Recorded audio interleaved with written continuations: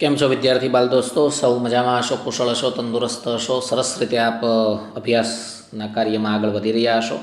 આપ સૌ જાણો છો કે બોર્ડ એક્ઝામ ધીમે ધીમે નજીક આવી રહી છે. ત્યારે આપના દરેક વિષયની તૈયારી સારા માર્ક આવે એ રીતની હોવી જોઈએ. આજે આપણે વાણિજ્ય વ્યવસ્થા અને સંચાલન વિષયમાં પાઠ નંબર 8 જે છે નાણાકીય સંચાલન, એના ટૂંક જવાબી પ્રશ્નો કે જે વિભાગ સીમાં 2 માર્કમાં પૂછાય છે એની વિશે વિગતે સમજવા ભણવાના છીએ. તો શરૂ કરી રહ્યા છીએ આપણે 2 માર્કના પ્રશ્નો. આ પ્રશ્નોમાં ઘણા બધા મુદ્દાઓ તમને એવા પણ લાગશે કે જે અગાઉ તમે ભણી ચૂક્યા છો, તો અહીંયા એ પણ રિપીટ પણ થતા હશે. થોડું ધ્યાનથી અને સમજવાની કોશિશ કરજો. માલિકના મહત્તમ આર્થિક કલ્યાણનો હેતુ એટલે શું? ઓકે, યાદ કરો, મુદ્દાસર પ્રશ્નમાં આપણે મહત્તમ આર્થિક કલ્યાણનો હેતુ ભણ્યા છીએ. નાણાકીય સંચાલક છે 2 પ્રકારના હેતુઓ સાથે આગળ વધતું હોય છે. એક સંપત્તિનું મહત્તમીકરણ અને બીજું નફાનું મહત્તમીકરણ.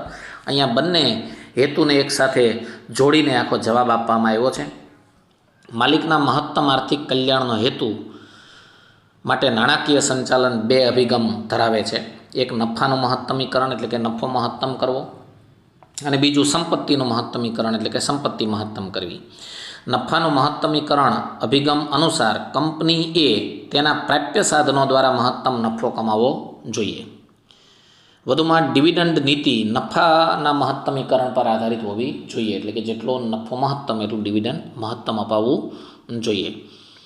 આ સિદ્ધાંત એવું સૂચવે છે કે કંપનીએ માત્ર નફાકારક પ્રોજેક્ટ જ સ્વીકારવા જોઈએ, કારણ કે જેથી રોકાણકારોને યોગ્ય વળતર મળી રહે. આ હેતુ દ્વારા કંપની શેર દીઠ કમાણી પણ વધારી શકે છે. હવે સંપત્તિનું મહત્તમીકરણ એટલે શું? તો કે સંપત્તિનું વર્તમાન મૂલ્ય અને જરૂરી મૂડીરોકાણ વચ્ચેનો તફાવત એ સંપત્તિનું ચોખ્ખું વર્તમાન મૂલ્ય છે. ટૂંકમાં નાણાકીય સંચાલને એવા જ નિર્ણય લેવા જોઈએ કે જેથી કંપનીની સંપત્તિ મહત્તમ બને. તો આ વાત થઈ પહેલા પ્રશ્નના જવાબની. આપણે મુદ્દાસર પ્રશ્નમાં પહેલો પ્રશ્ન પણ એ જ ભણ્યા છીએ, એટલા માટે થઈને એ પ્રશ્નને થોડો ઝડપથી મેં સમજાવવાની અહીંયા કોશિશ કરી છે. બીજો સવાલ છે, રોકાણ અંગેના નિર્ણયને અસર કરતા પરિબળો કયા? હવે તમે સૌ જાણો છો કે એકમમાં રોકાણ મેળવવું હોય તો ઘણા બધા ફેક્ટર અસર કરતા હોય છે. આ બધા જે ફેક્ટર છે અહીંયા આપેલા છે, જેની વિશે તમે વિગતે વિસ્તૃત પ્રશ્નમાં પણ ભણ્યા છો. પહેલું છે કુલ મૂડીની જરૂરિયાત. જો મૂડીની જરૂરિયાત કેવી છે, કેટલીક છે, એના આધારે રોકાણ કયા પ્રકારનું મળશે એ નક્કી કરી શકાય. રોકાણમાંથી ભવિષ્યમાં મળવાપાત્ર અંદાજિત વળતરનો દર અને નફાકારકતા.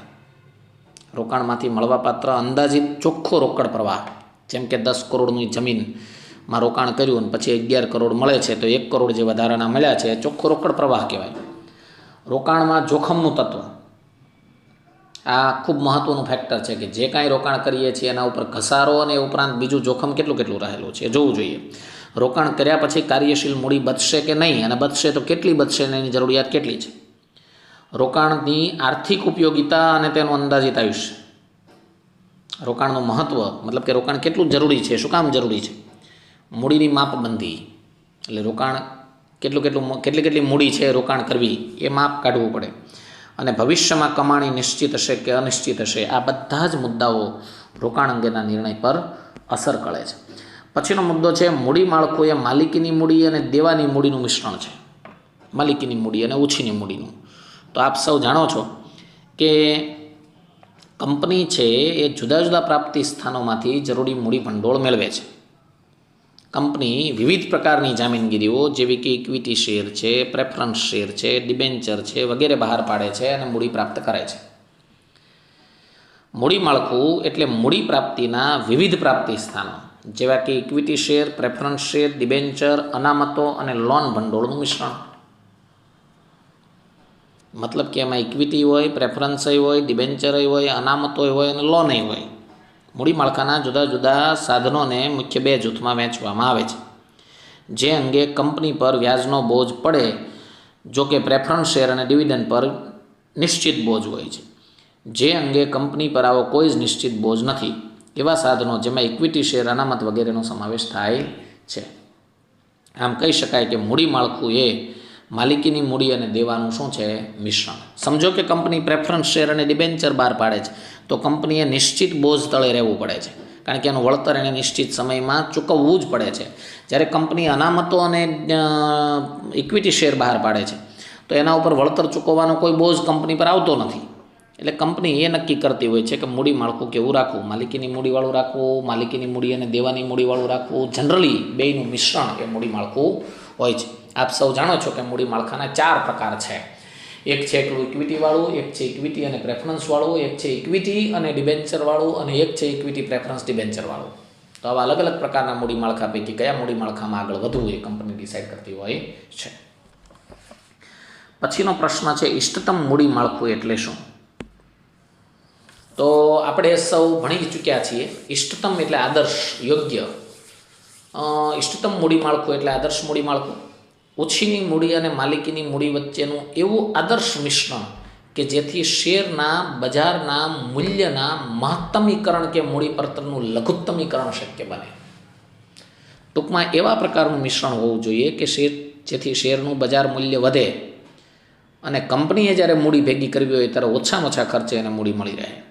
ઇષ્ટતમ મૂડી માળખું ઓછું જોખમી હોય, એટલે કે એમાં જોખમનું તત્વ ખૂબ ઓછું હોય અને મહત્તમમાં મહત્તમે વળતર આપતું હોય.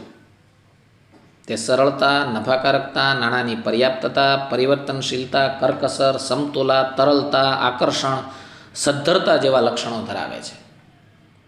તો ઇષ્ટતમ મૂડી માળખામાં સરળતાનો, નફાકારકતાનો, નાણાકીયની પર્યાપ્તતાનો, પરિવર્તનશીલતાનો, કરકસરતાનો, સમતુલતા, તરલતાનો, આકર્ષણ, સદ્ધરતા જેવા લક્ષણોનો સમાવેશ થાય છે. આવા લક્ષણો ધરાવતા મૂડી માળખાને આપણે આદર્શ મૂડી માળખું કહી શકીએ, ઇષ્ટતમ મૂડી માળખું કહી શકીએ.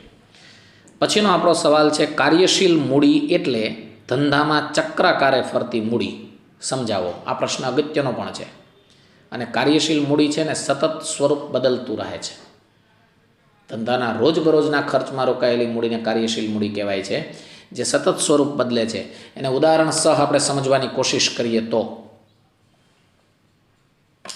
સૌથી પહેલી વાત આપણે કરીએ તો કાર્યશીલ મૂડી જે છે એ મૂડી ધંધામાં સતત બદલાતા સ્વરૂપે છે. ઉદાહરણ તરીકે રોકડ પ્રવાહ જે છે એને તમે કાચા માલમાં રોકો છો તો હવે કાર્યશીલ મૂડી કાચા માલ સ્વરૂપે છે. કાચા માલમાંથી તૈયાર માલ બને છે તો એ તૈયાર માલ સ્વરૂપે છે. તૈયાર માલ જ્યારે વેચાય છે ઉધારથી તો દેવાદાર સ્વરૂપે, અને રોકડેથી વેચાય તો પાછી રોકડ સ્વરૂપે આવે છે. અને એ રોકડમાંથી પાછો કાચો માલ, તૈયાર માલ, એમ ચક્ર સતત ચાલ્યા કરે છે. કઈ રીતે જોઈએ તો કે જે મૂડીની જરૂરિયાત ધંધાના રોજબરોજના ખર્ચા ચૂકવવા માટે રહે છે તેને કાર્યશીલ મૂડી કહે છે. સામાન્ય રીતે ધંધાની ચાલુ મિલકતો જેવી કે કાચો માલ છે, દેવાદારો છે, લેણી હુંડી છે, રોકડ સિલક છે, વેચાણપાત્ર જામીનગીરીઓ છે, માલ સ્ટોક છે, આ બધામાં કાર્યશીલ મૂડી રોકાયેલી હોય છે. કાર્યશીલ મૂડી ધંધામાં સતત રીતે ચક્રાકારે ફરતી રહે છે, એટલે કે એના સ્વરૂપ બદલાતા રહે છે. આવી મૂડીનું ચાલુ મિલકતોમાંથી રોકડમાં અને રોકડમાંથી ચાલુ મિલકતોમાં સતત રૂપાંતરણ થતું રહે છે. પછીનો પ્રશ્ન છે આપણી સામે ઉત્પાદન ચક્ર એટલે શું? તો કાચા માલને ખરીદવાથી માંડી તૈયાર માલ થાય અને તૈયાર માલને બજારમાં પહોંચાડવા સુધીનું જે ચક્ર છે એને ઉત્પાદન ચક્ર કહેવાય. ટૂંકમાં કાચા માલની ખરીદીથી તૈયાર માલના રૂપાંતર સુધીનો સમયગાળો એટલે ઉત્પાદન ચક્ર. હવે તમે ભણી ચૂક્યા છો એ પ્રમાણે કે ઉત્પાદન ચક્રનો લાંબો ગાળો એમ કાર્યશીલ મૂડી રોકાયેલી રહે એમ કાર્યશીલ મૂડીની જરૂર વધુ પડે.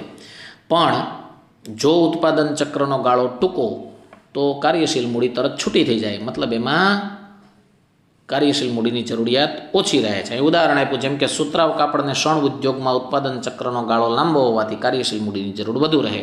એની સામે બેકરી અને ડેરી ઉદ્યોગમાં ઉત્પાદન પ્રક્રિયાનો સમયગાળો ટૂંકો હોવાથી પ્રમાણમાં કાર્યશીલ મૂડીની જરૂર ઓછી રહે છે. તો આ બાબતોને ધ્યાનમાં લઈ ઉત્પાદન ચક્રના પ્રશ્નને સમજી શકાય છે. હવે આવું છે પ્રશ્ન નંબર 7 કે નાણું એવી ધરી છે કે જેની આસપાસ જ બધી આર્થિક પ્રવૃત્તિ ફર્યા કરે છે. અહીંયા નાણાં સંચાલનનું મહત્ત્વ આપણે સાબિત કરવાનું છે. આપણે અગાઉ પણ ભણી ચૂક્યા છીએ કે નાણું એ ધંધામાં રક્ત સમાન છે.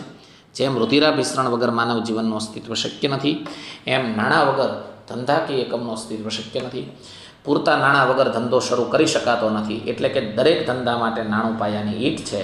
ધંધાના વ્યવહારોને નિયમિત રીતે ચાલુ રાખવા માટે નાણું જરૂરી છે. પછીનો મુદ્દો છે ધંધાની મોટા ભાગની પ્રવૃત્તિઓ જેવી કે એ નાણાકીય સંચાલન સાથે સંબંધ ધરાવે છે. કઈ રીતે? તો કે ધંધાની મોટાભાગની પ્રવૃત્તિ ઉત્પાદન છે, વેચાણ છે, બજાર છે, બધી નાણાં સાથે સંકળાયેલી છે.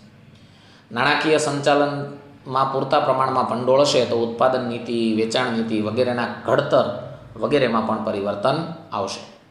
આ અર્થમાં નાણાકીય સંચાલન એ સંચાલનના જુદા જુદા વિસ્તારો જેમ કે ઉત્પાદન સંચાલન, બજાર સંચાલન, કર્મચારી સંચાલન સાથે સંબંધ ધરાવે છે. આ બધા સંચાલનોના મૂળમાં નાણાકીય સંચાલન જોડાયેલું છે. તો વિદ્યાર્થી બાલ દોસ્તો, આ વાત થઈ આપણા ટૂંક જવાબી પ્રશ્નોની. આપણે નેક્સ્ટ લેક્ચરમાં મળીશું ત્યારે આગળના પ્રશ્નો વિશે વિગતે સમજીશું. Thank you very much.